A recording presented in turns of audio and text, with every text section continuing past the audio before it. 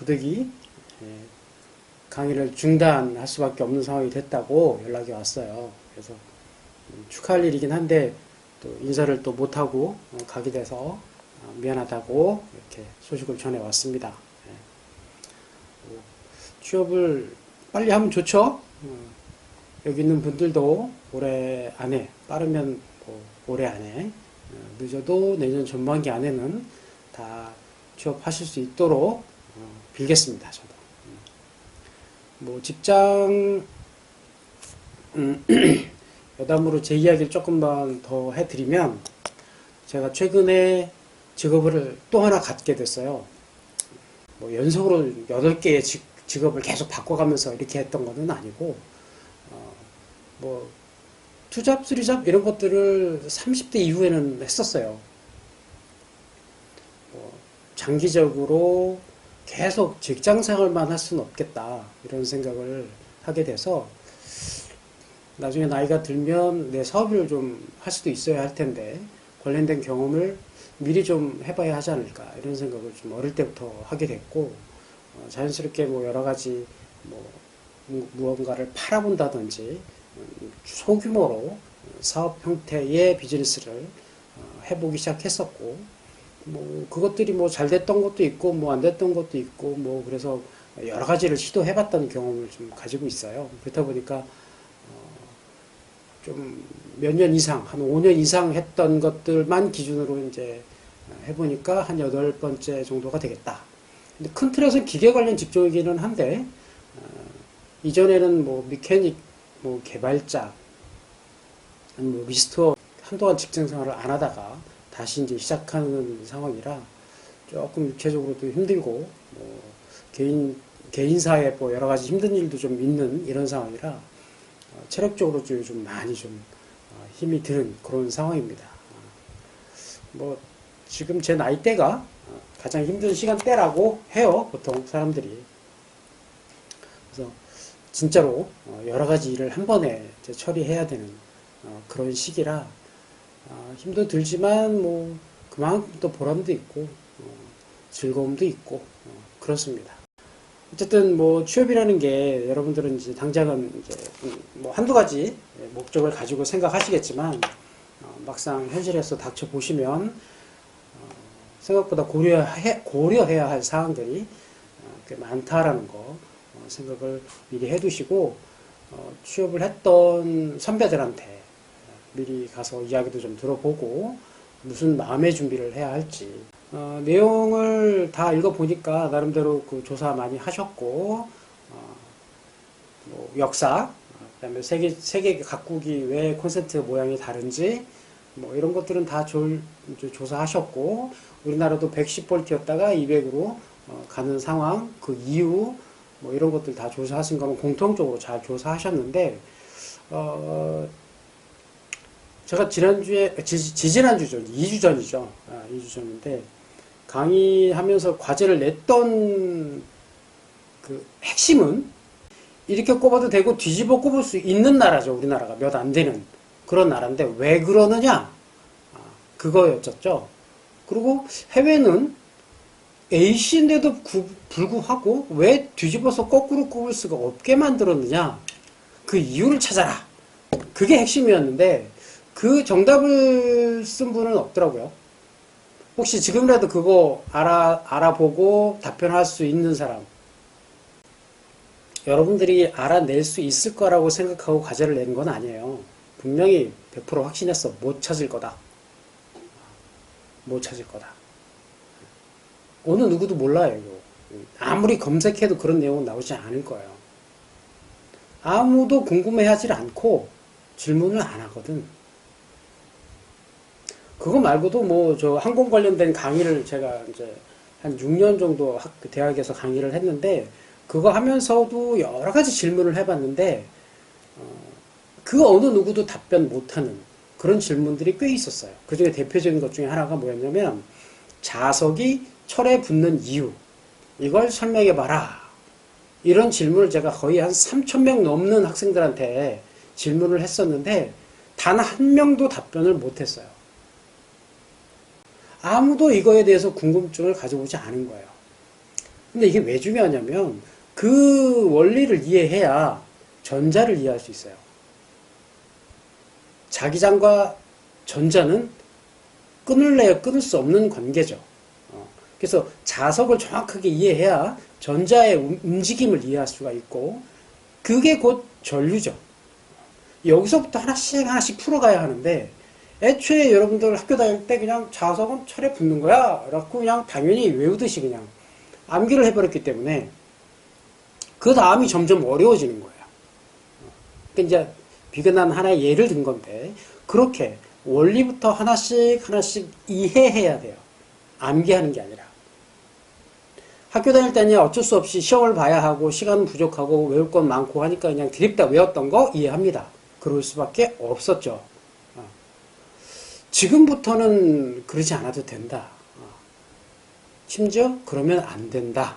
이런 말씀을 좀 드리고 싶고, 절대 공부를 포기하지 마시라. 오히려 지금부터 제대로 된 공부를 하셔야 하고 더 열심히, 더 재미있게 하셔야 된다는 거죠. 제가 여기서 만났던 많은 청년들도 그렇고 사회생활을 하면서 지금 뭐 직장에서도 그렇지만 현장에서 기계 분야를 종사하는 많은 사람들이 그냥 직업으로서 기계를 만지지 즐거움을 전혀 모르고 사는 청년들이 많더라고요. 그 공부를 안 해서 모르니까 재미도 없고 그냥 돈벌이 수단으로 전락해버리는 거예요. 그냥 너무 안타까워요. 그런 케이스들은. 저는 기계로 너무 즐거웠고 행복했던 사람이고 지금도 재미있게 즐기고 있어요. 제 블로그 보신 분도 있겠지만 다양하게 기계 관련된 재미를 누리면서 저는 살아요. 누전도 방지하고 뭐 과부하도 방지하고 뭐 같이 방지를 하는데 이게 엄연히 구분이 된다는 거죠. 그러니까 누전을 방지한다는 건 이쪽으로, 그러니까 메인 동력선에서 이쪽으로 들어오는 라인의 전류의 양과 다시 부하가 일을 하고 다시 나가는 전류의 양을 비교 분석을 해요. 그래서 그 두 개가 같을 때 작동하지 않고 나가는 라인이 뭔가 어떠한 이유에서건 들어오는 것보다 나가는 게 다시 돌아가는 게 적을 때 이건 누전이 됐다라고 판단해서 회로 차단기가 내려와요.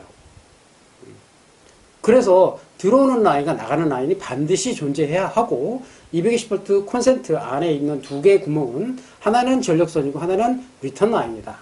중립선. 그렇게 이해하시는 게 맞아요.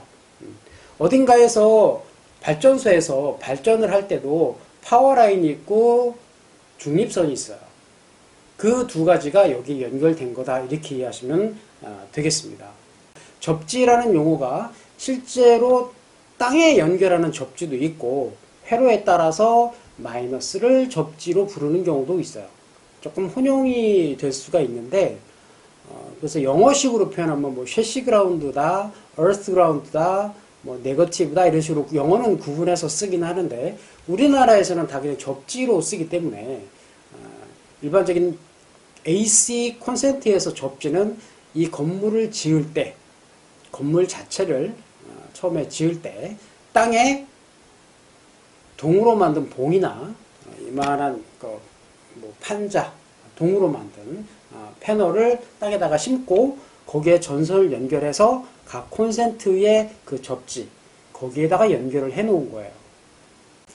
콘센트에서 들어오는 전기의 용량과 내가 멀티탭으로 쓸 수 있는 용량의 차이가 분명히 존재하게 되면 용량이 안 맞는 멀티탭으로 용량이 높은 뭐 다림이다, 뭐 전열기구다 이런 걸 여기다 꽂아서 쓰면 원래 들어오는 그 벽에 있는 콘센트의 용량은 넘지는 않으나 여기에 용량을 넘어서 버리면 여기서 불이 나버려요. 그러니까 회로가 차단이 안 되고 여기서 불이 나버리니까 굉장히 위험한 상황이 벌어질 수 있습니다. 그래서 상식적으로 이도저도 모르면 접지가 되는 용량이 높은 멀티탭을 쓰시는 게 안전하다.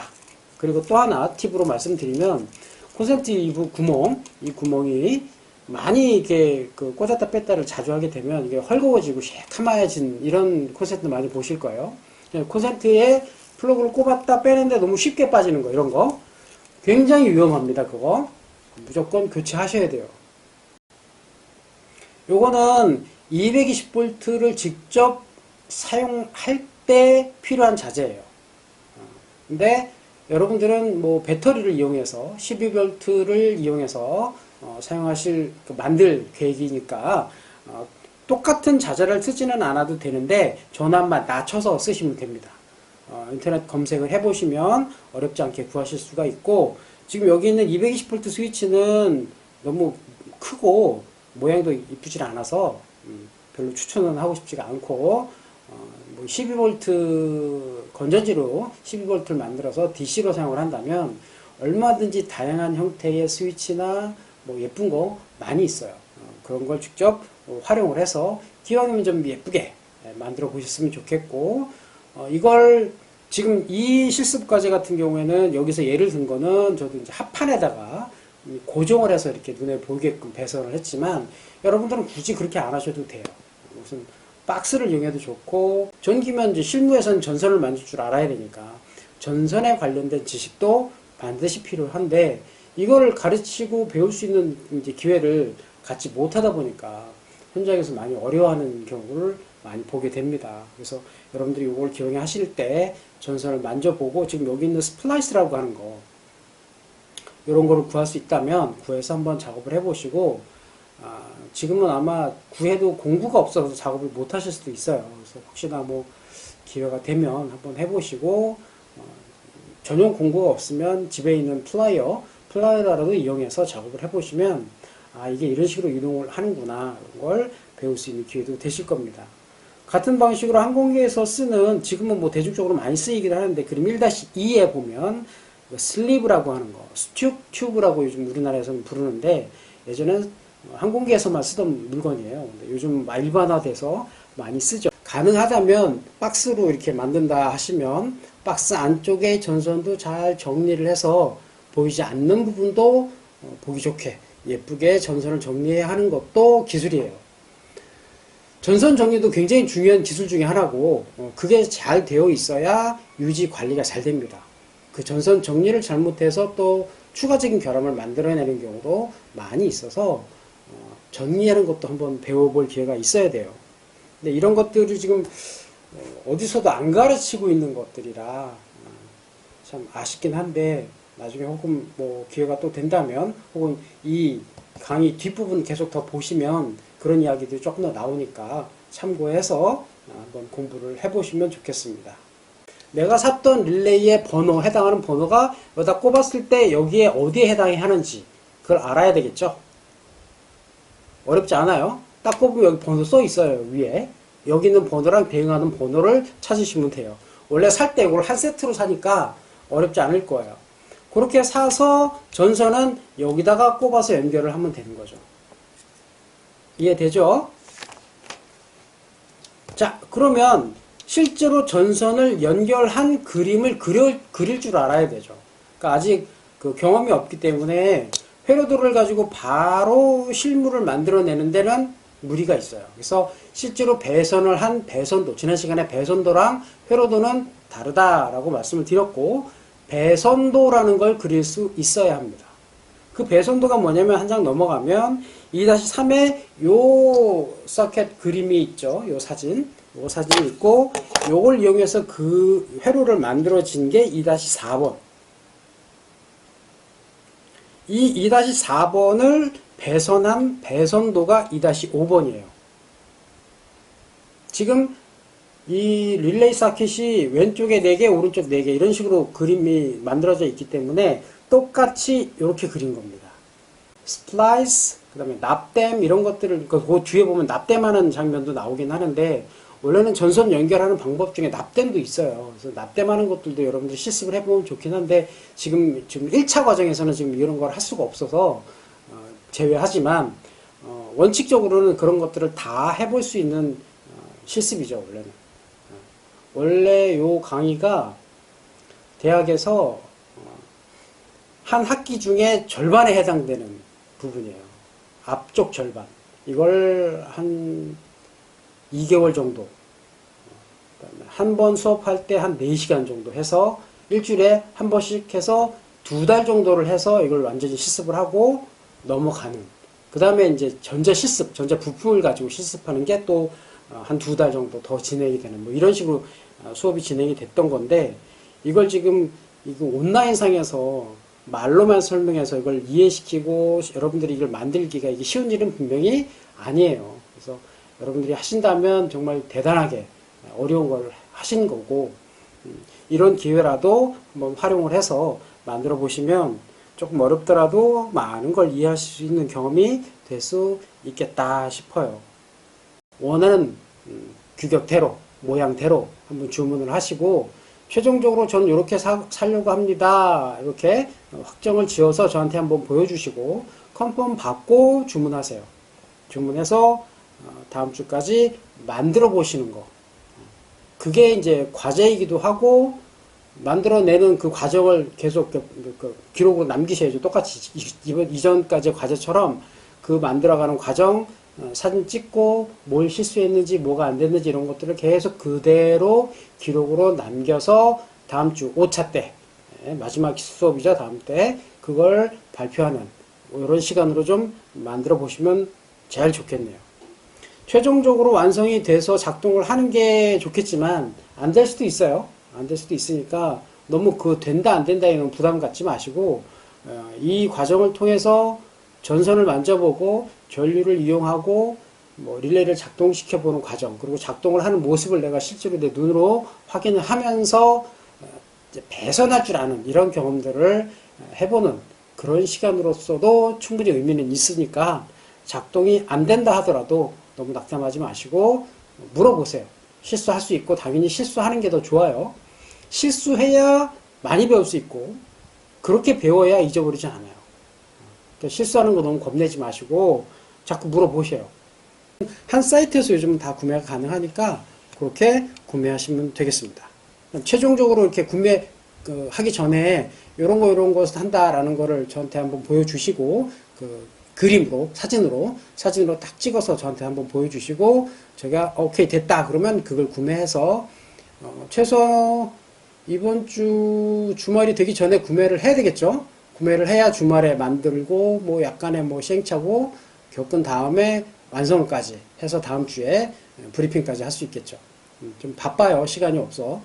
그러니까 조금 서둘러서 준비를 해주시고, 만드는 제작 과정, 심지어 더 좋은 거는 혹시 뭐 블로그나 뭐 이런 거 하시는 분들이 있다면 구매하는 과정부터 다 이제 기록으로 남겨서 블로그에 포스팅도 좀 해보시면 더 좋겠네요. 그렇게 해서 한번 만들어 보시는 거 아주 추천을 합니다. 어쨌든 과제는 그 과정 구매해서 직접 조립, 그러니까 이게 지금 그림 2-5에 있는 요런 실체도라고 저는 부르는데, 요 실체도를 반드시 먼저 그려야 합니다. 부품을 구매해서. 그러니까 실체도 그리는 것까지 거기에 과제 안에 다 들어가야 해요.